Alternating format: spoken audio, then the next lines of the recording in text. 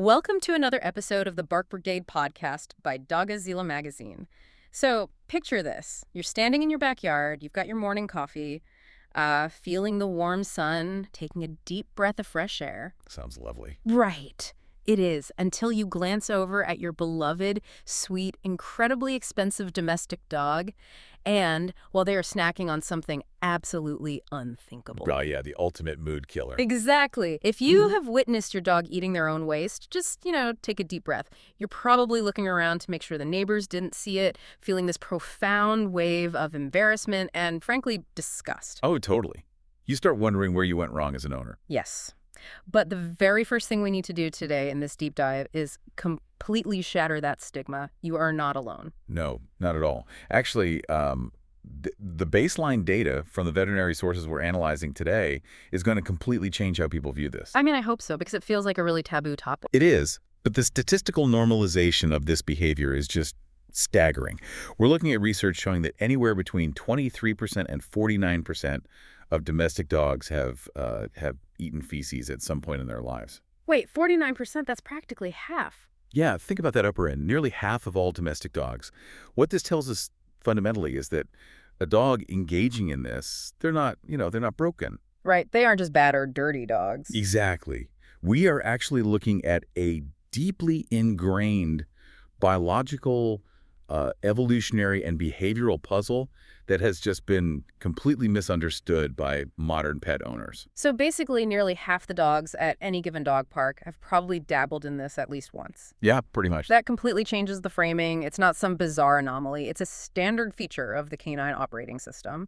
And, well, that is the entire mission of our deep dive today. We are putting aside the human disgust factor, putting on our detective hats, and we're going to look at the legitimate, fascinating science. We're unpacking the 7 science-backed reasons behind this behavior. Ranging from ancient wild wolf ancestry all the way to the absolute latest 2025 gut microbiome research. Right.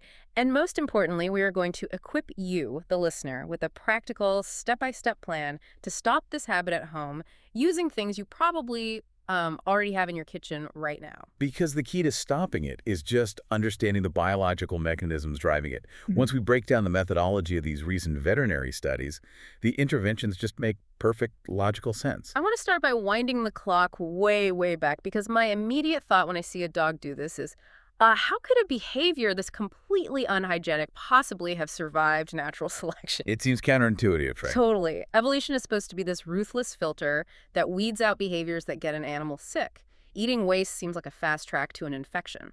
Well, what we view as unhygienic in our, sanitized human world was actually a brilliant mandatory survival mechanism in the wild. Oh, really? How so? We have to look at the ancestral wolf theory. So, picture a wild wolf den thousands of years ago. A mother wolf has a litter of highly vulnerable, blind, deaf pups. Okay, I'm picturing it. Lots of tiny puppies. Survival in that environment is entirely dependent on avoiding detection by apex predators.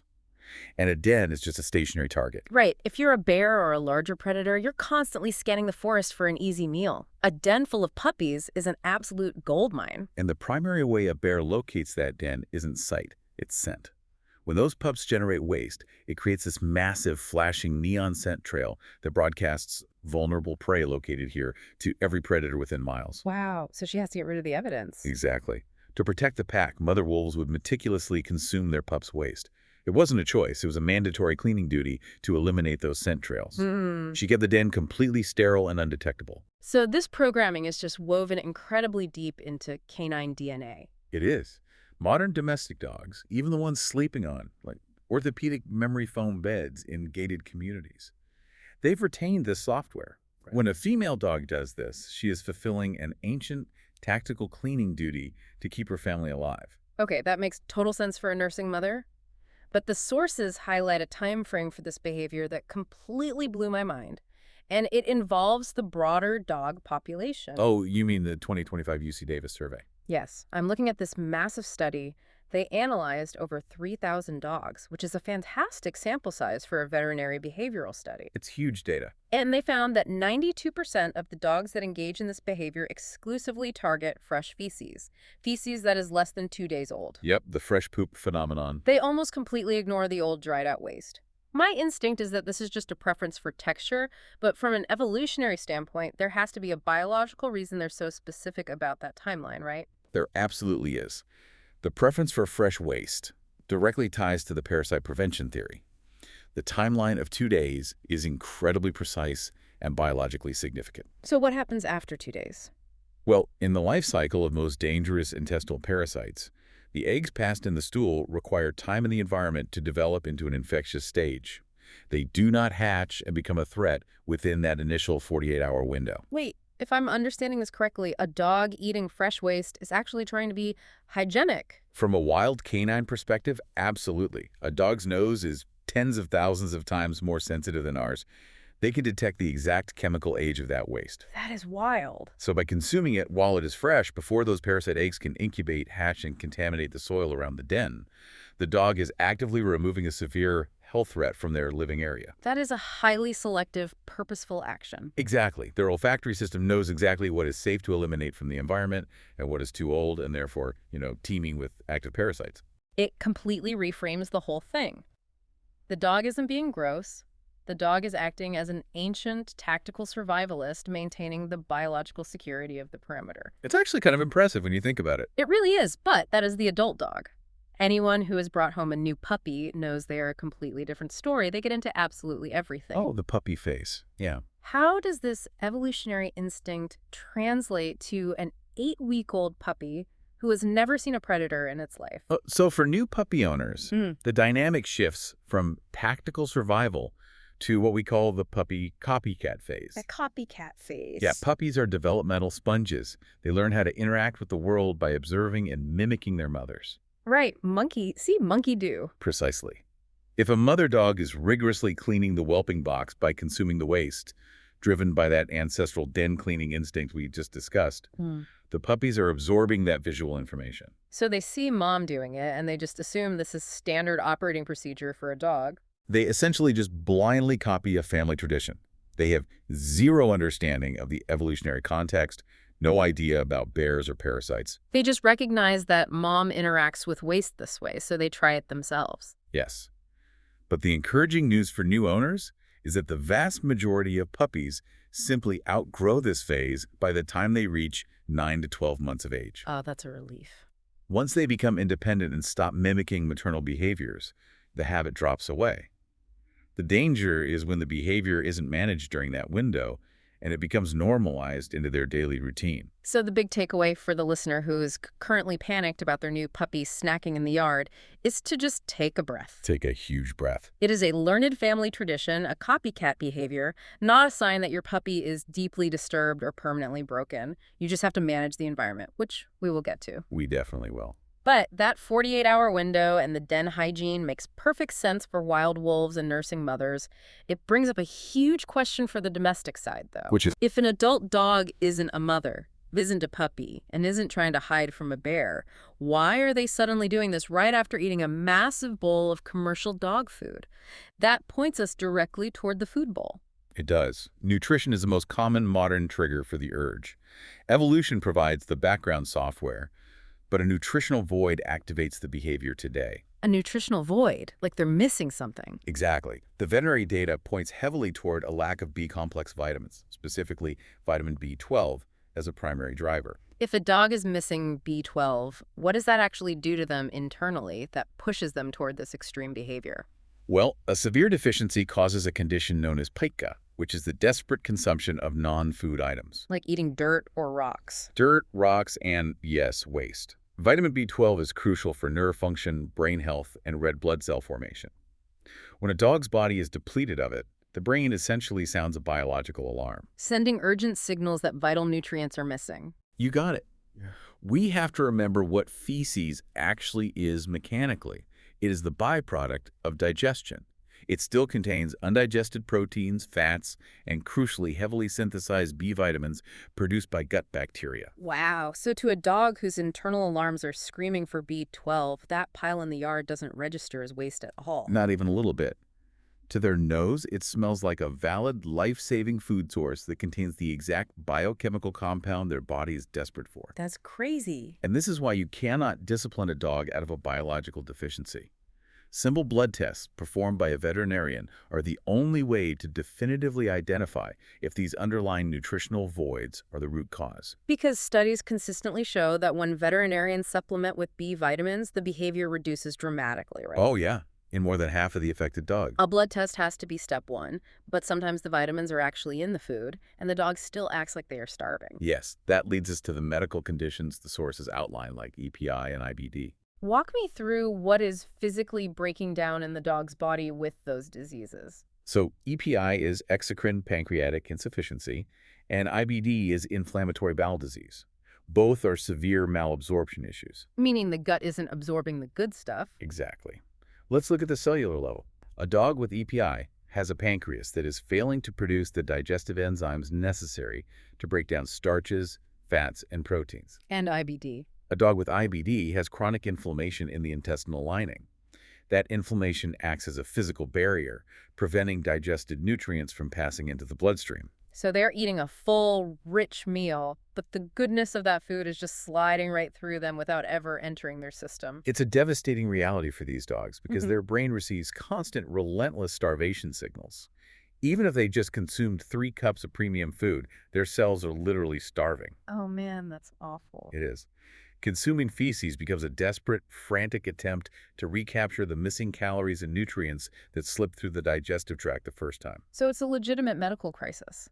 It is. Treating it requires highly specialized prescription enzymes or prescription diets from a vet. It is a vital reason why owners must never ignore this habit, especially if the dog is losing weight despite having a ravenous appetite. It is heartbreaking when you frame it that way. They're just incredibly painfully hungry. They really are. But let's assume the blood work is flawless. The vet says the pancreas is firing perfectly, the intestines are completely healthy. Then we have to look at the actual physical kibble being poured into the bowl. Right. The sources point a huge flashing arrow at what they call the cheap kibble problem. Nutritional deficiencies are incredibly common when feeding low-quality commercial pet foods. If an owner reads the ingredient list on a budget kibble, they will often find it heavily packed with fillers. Specifically corn, wheat, and soy, right? Exactly. These are carbohydrates used to bulk out the bag and lower the manufacturing cost. But a dog's stomach isn't designed to process a heavy grain load the way a cow or a horse would. Not at all.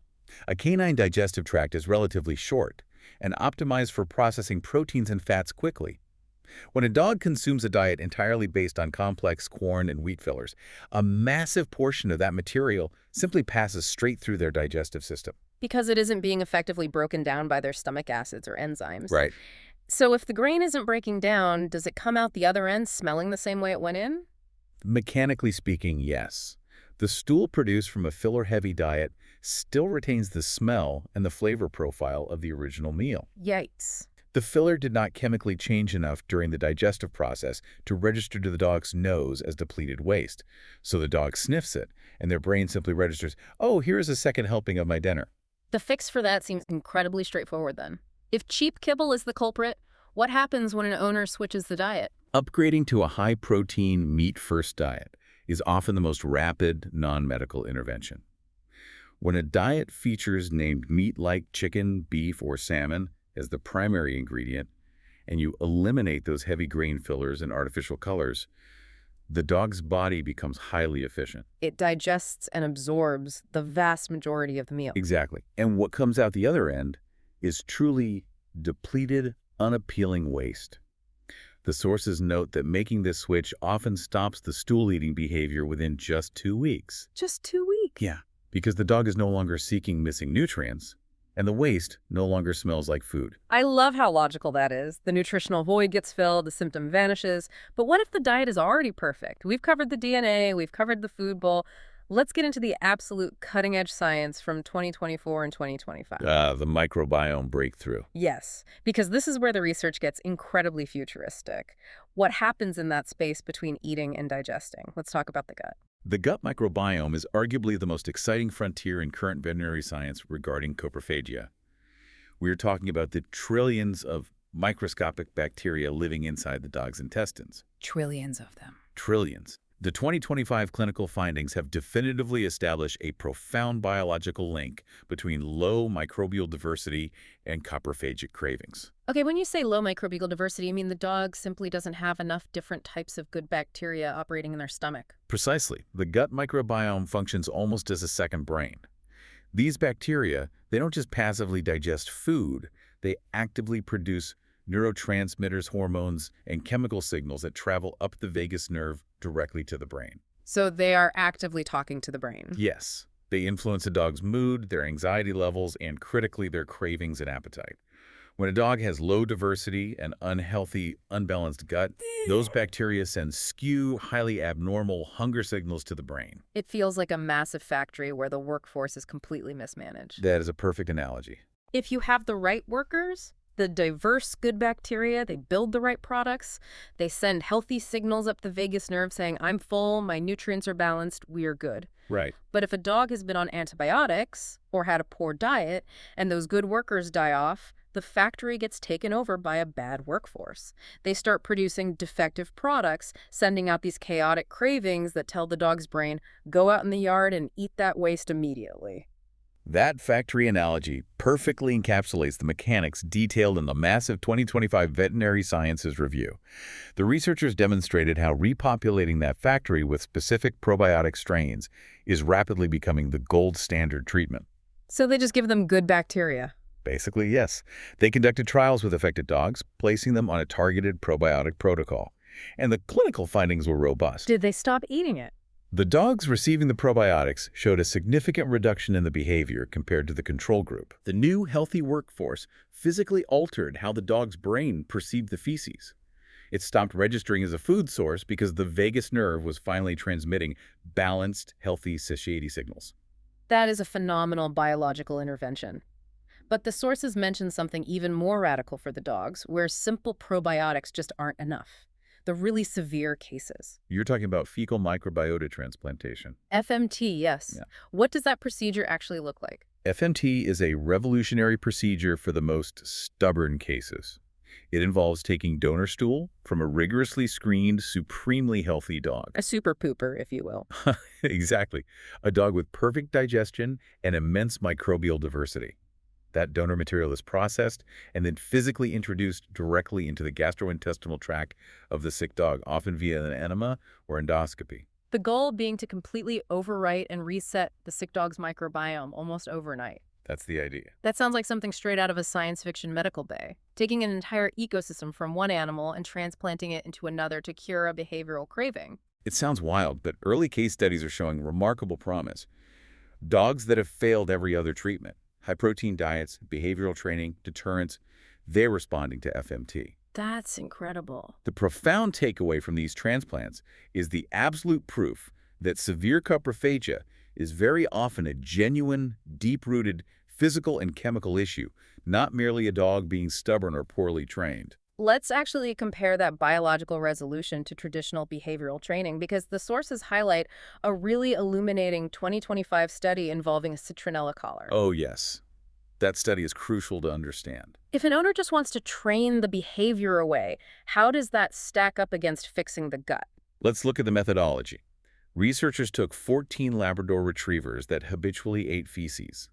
They fitted them with a collar that, whenever the dog attempted the behavior, emitted a harmless but highly unpleasant burst of citronella spray right under their nose. It is a classic punishment-based interruption. Right. And on paper, the results looked pretty good initially. During the 3-week trial, there was approximately a 2/3 drop in the behavior. But there's a catch. A huge catch. We have to examine the psychological mechanism of what is actually happening in the dog's brain. The collar, or any form of punishment, like yelling or leash corrections, relies entirely on behavioral suppression. It doesn't fix the craving. It does absolutely nothing to address the internal craving. The dog's brain is still screaming at them to consume the waste, but now they're terrified of the environmental consequence. They still desperately want to do it. They're just trapped in a state of fear. They're living in a state of constant conflict between a biological urge and an external threat. Probiotic interventions, by contrast, address the root biological urge. They heal the gut. They heal the gut, change the signaling on the vagus nerve, and turn off the craving at its source.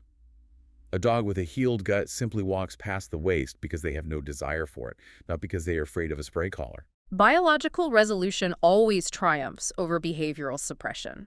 That is such a critical distinction. You aren't just making the dog too scared to act, you are fundamentally changing their desire. Precisely. But what if an owner takes their dog to the vet, the blood work is flawless, the diet is premium, the gut microbiome factory is perfectly staffed, and the dog is still doing this the second they are left alone? Then we have to pivot. Right, at that point, the body is completely fine, which means we have to look at what's happening in the dog's mind. The psychology of this behavior is heavily tied to the environment. When the biology is clear, we must evaluate the dog's emotional state. And the most severe emotional trigger is separation anxiety. How does anxiety lead to eating poop? Dogs suffering from severe separation anxiety experience a state of pure, unadulterated panic when their owners leave the house. This terror causes a massive spike in cortisol and can literally override their bowel control, causing them to defecate indoors. I can picture the timeline of this perfectly, and it is devastating. The owner comes home from a long day at work. The dog hears the keys in the door. Yep. The dog knows they had an accident on the rug. If that owner has a history of harsh potty training like coming home, seeing the mess, yelling, or rubbing the dog's nose in it, The dog has learned a very specific, dangerous equation. The presence of feces on the floor when the owner returns equals terrifying punishment. so the jingle of the keys doesn't mean, yay, mom's home. It means I am about to be screamed at. Exactly. The dog's stressed brain kicks into absolute survival mode.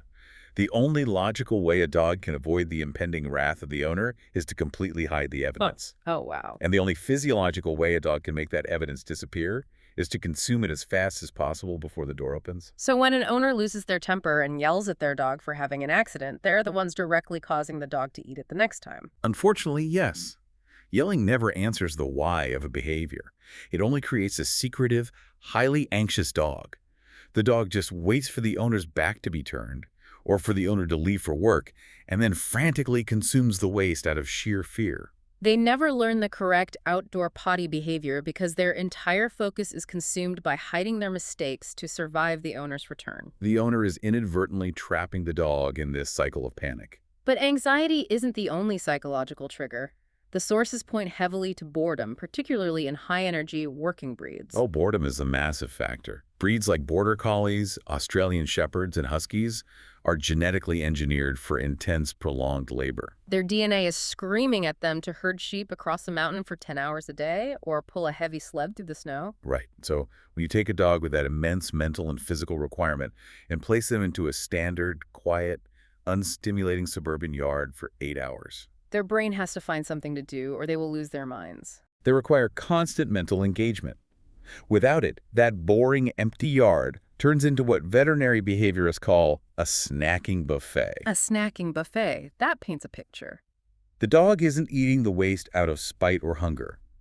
They are doing it because foraging for, investigating, and consuming the waste is an activity. It burns mental energy. It passes the time. It is a desperate bid for entertainment in an environment that is severely understimulating their high-performance brain. And that boredom often leads directly into what the sources call the chase game phenomenon. This is something almost every dog owner has experienced, and it is a perfect example of human psychology accidentally rewarding dog psychology. Dogs are masterful observers of human behavior. They know exactly what actions elicit the biggest reactions from their owners. So picture the bored dog in the yard. Right, they wander over, pick up a piece of waste, and immediately the owner spots them through the kitchen window. The owner sprints out the back door, waving their arms, shouting the dog's name, and running directly at them. And the dog, who was bored out of their mind 2 seconds ago, realizes their favorite human has just initiated a high-speed, high-volume game of tag. To a bored dog, negative attention is still highly engaging attention. It is exhilarating. The owner believes they are interrupting and punishing the behavior, but the dog perceives it as a massive reward. The owner has inadvertently taught the dog that picking up waste is the fastest, most reliable way to summon their human for a thrilling game of chase. You've accidentally made eating poop the most exciting part of their entire day. That is hilarious and tragic, which is exactly why the solution is never to run toward the dog. Never run toward the dog. Okay, so having thoroughly diagnosed the root causes, from ancestral wolves and B12 deficiencies to the vagus nerve and the chase game, we need to deliver the practical solutions. It's time for the action plan. What can our listener do today using things in their own home to stop this habit? Let's break down the at-home action plan. An effective at-home plan requires a multi-pronged approach.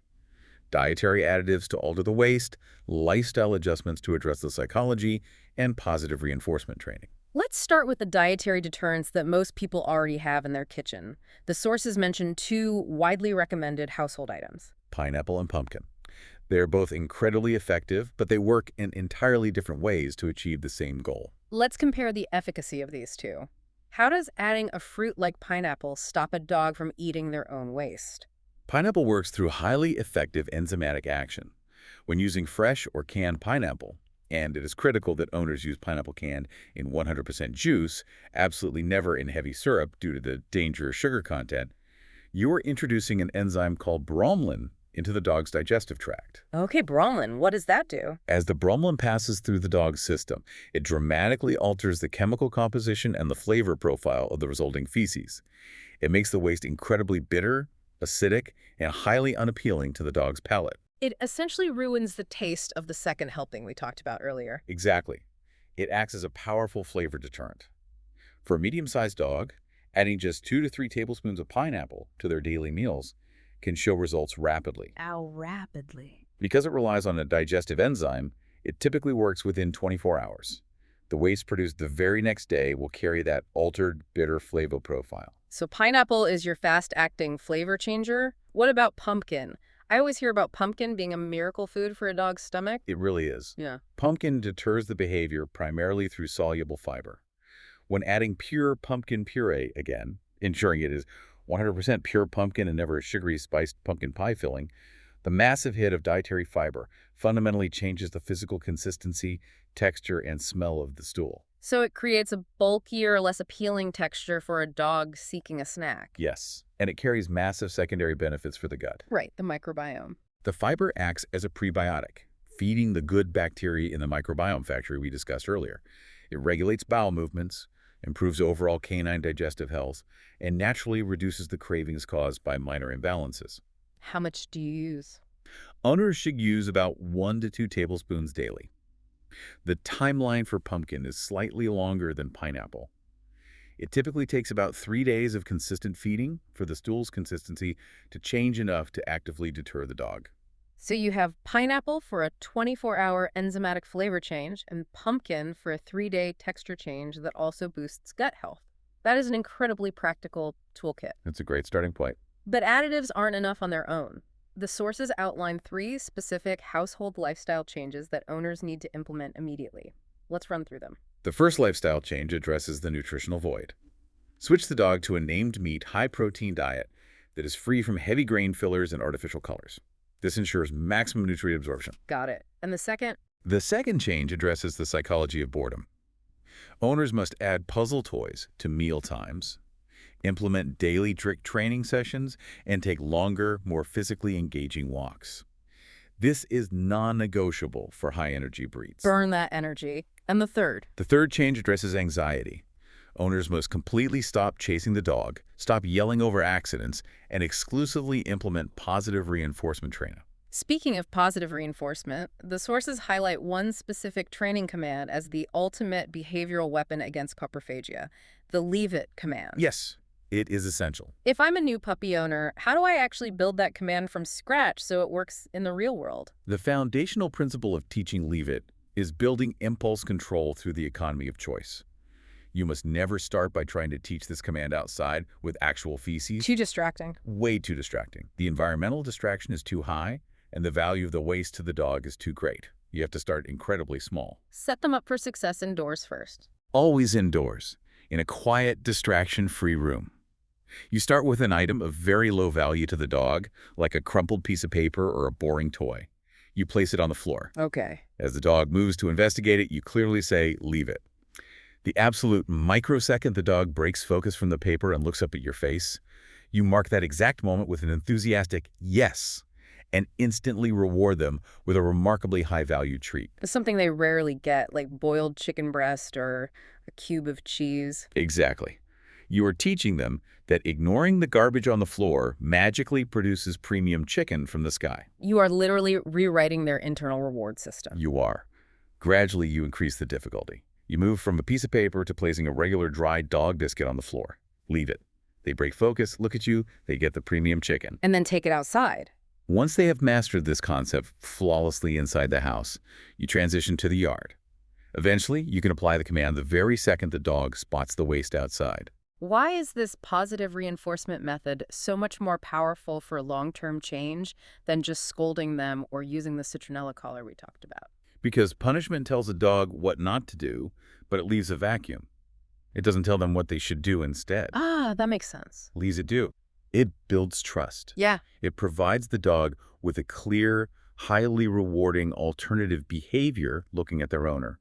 It replaces secretive, fearful suppression with eager, cooperative engagement. I love the psychology behind that training, but I have to be honest, if I'm a busy owner listening to this, I know I can't perfectly train leave it overnight. No, it takes weeks. And I know the pineapple might take a day and the pumpkin might take 3 days. If I want the absolute fastest way to stop this behavior today, right now, what is the immediate zero training solution? Environmental management. My instinct would be to just grab a bag and follow them outside to remove the temptation before they even turn around. Is that environmental management actually a viable long-term strategy, or is it just a Band-Aid? Environmental management is not a Band-Aid. It is the most critical component of the entire process. The veterinary sources are unequivocally clear on this point. Management beats training for speed every single time. So detail that daily schedule. What does the owner actually have to do? It requires absolute consistency. The owner can no longer simply open the back door and let the dog out into the yard alone. Not at all. Nope. The owner must follow the dog outside with a waste bag already in hand every single time the dog needs to eliminate. The owner stands there, and the precise moment the dog finishes, the owner steps in, scoops the waste, and disposes of it immediately. You intervene before the dog even has a chance to turn around and investigate the pile. You completely eliminate the environmental opportunity. A dog cannot consume what is no longer there. That's a foolproof method. It is. The clinical data shows that this immediate waste removal protocol yields a 90% reduction in the behavior within just a few days. 90%. Yes. It is the most profoundly effective short-term solution because it breaks the psychological cycle of rehearsal. Every time a dog practices a behavior, the neural pathway gets stronger. By physically removing the trigger, the dog simply stops practicing the bad habit. It sounds incredibly simple, but I bet it is the hardest thing for owners to actually stick to. Doing that in the freezing rain at 6 a.m. is tough. But if you want the behavior to stop today, you have to break the cycle of rehearsal. You have to do the work. To bring our deep dive to a close, let's look at the wider impact of everything we've discussed by summarizing the key data from the absolute latest veterinary studies. This is good. I want to look closely at the 2025 Washington State University study because the scope of their findings really paints a picture of how widespread this is. The Washington State University study is a landmark piece of research. They surveyed the owners of 1,157 dogs, specifically tracking stool-eating behavior. And what did they find? They found that a massive 74% of the dogs in the study showed some form of coprophagic behavior. 74%. That blows past the 49% baseline we discussed at the top of the show. It does. The higher number likely reflects that they were tracking any instance of the behavior, including one-off curiosities, rather than just habitual consumption. But the demographic breakdown of that 74% is what is truly fascinating. Oh, how so? The study found a distinct correlation with size. Smaller dogs, specifically those in the 11 to 35-pound weight range, were significantly more prone to this habit than larger breeds. Did the researchers theorize why a 20-pound terrier is more likely to do this than an 80-pound mastiff? They did. The working theories relate to metabolic rates, which are faster in smaller dogs, potentially driving more urgent foraging behaviors. There is also the simple physical reality of proximity to the ground. Smaller dogs are living their entire lives closer to the waste. That makes a lot of sense. The study also noted that of the dogs who engaged in the behavior, 53% were classified as habitual, meaning it was a deeply ingrained, regular routine. So more than half were doing it constantly. Yes. And crucially, their final conclusion supported exactly what we just discussed. The absolute most effective deterrents reported by these over 1,000 owners were immediate environmental waste removal, using a physical muzzle during walks to block access, and active, positive distraction techniques. It all comes back to physical management and breaking the rehearsal cycle. But there is one more study in our sources that I want to highlight because it shows the real tragic stakes of this behavior. The UK rehoming study. Yeah. That study examined the primary causes of adoption failures. It revealed that a dog eating its own feces is consistently ranked as a top 10 reason for an adoption to fail within the first month. That's awful. It is. An eager family adopts a dog from a shelter, brings them into their home, witnesses this behavior, becomes deeply disgusted or utterly overwhelmed by the perceived hygiene risk, and just returns the dog to the facility. That is heartbreaking. A dog losing its chance at a forever home because of a deeply misunderstood ancient wolf instinct or a completely treatable B12 deficiency. It is a tragic outcome, based on a lack of human understanding. However, the positive takeaway is how the latest science is actively changing this reality. What are shelters doing differently now? Because the veterinary community now understands how gut bacteria diversity influences these strange canine cravings, forward-thinking shelters are completely overhauling their intake protocols. The sources emphasize that early intervention is saving shelter dogs' lives. Are they using probiotics? Exactly. Facilities are placing new dogs on strict probiotic protocols the moment they arrive to stabilize their gut microbiomes, and they're implementing immediate waste removal in the exercise yards. So they are fixing it before it becomes an issue. By actively addressing the biological urges before the dog is ever shown to a family, they're preventing the behavior from manifesting in the home and ensuring those adoptions become permanent. Probiotics are literally keeping dogs out of shelters. That is the most incredible real-world application of this science we could possibly hope for. It's a huge win. We have covered a massive expanse of information today. We started with mother wolves keeping their dens safe from bears. We broke down the 2025 UC Davis data showing 92% of dogs target fresh, 2-day-old waste to tactically avoid parasite infections. We really went through it all. We analyzed the biological alarms of B12 deficiencies, the cellular breakdowns of EPI and IBD, and how the cheap grain fillers and budget kibble trick a dog into a second helping.